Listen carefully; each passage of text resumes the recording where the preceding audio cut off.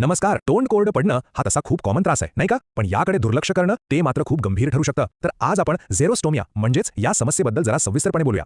असं कधी होतं का की रात्री शांत झोप लागलेली असते आणि अचानक घसा कोरडा पडून जाग येते? किंवा असं कधी जाणवतं का की बोलताना जीभ टाळूला चिकटल्यासारखी वाटते? आणि हे तर खूपच कॉमन आहे. भरपूर पाणी प्यायलं तरी तहान भागतच नाहीये. असं कधी झालंय का?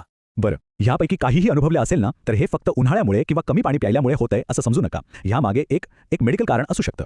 याला मेडिकल भाषेत म्हणतात झेरोस्टोमिया. आता हा शब्द थोडा अवघड वाटेल, पण याचा अर्थ एकदम सोपा आहे. तोंडात लाळ तयार होण्याचं प्रमाण कमी होणं. आणि हो, हे अजिबात साधं नाहीये. याकडे दुर्लक्ष करणं धोकादायक ठरू शकतं.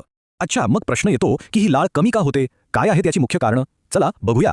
याची कारणं तशी बरीच आहेत. सगळ्यात महत्त्वाचं म्हणजे डायबिटीस. मग येतात काही औषधांचे साईड इफेक्ट्स. अनेकांना सवय असते तोंडाने श्वास घ्यायची, तेही एक कारण आहे. आणि हो, खूप जास्त चहा, कॉफी किंवा अल्कोहोल घेत असाल तर तेही एक कारण असू शकतं.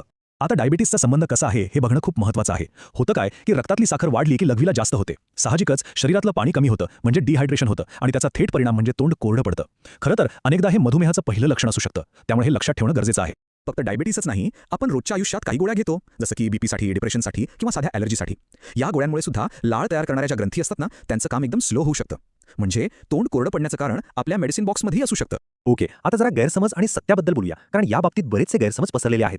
पण एक मिनिट, पुढे जाण्याआधी एक गोष्ट क्लिअर करूया. लाळ म्हणजे फक्त पाणी नाहीये, अजिबात नाही. ती आपल्या तोंडासाठी एक नॅचरल माउथवॉश आहे. ती बॅक्टेरियाशी लढते, दातांचं संरक्षण करते, म्हणजे तिचं काम खूप मोठं आहे.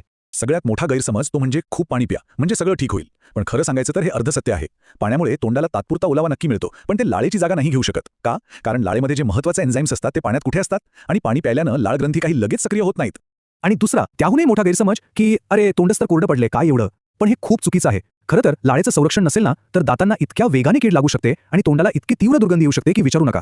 त्यामुळे हा त्रास अजिबात किरकोळ नाही. मग आता यावर उपाय काय? घाबरून जायचं कारण नाहीये. चांगली गोष्ट ही आहे की लाळेचं प्रमाण नैसर्गिकरित्या वाढवण्यासाठी काही सोपे आणि एकदम प्रभावी उपाय आहेत. चला तेच पाहूया.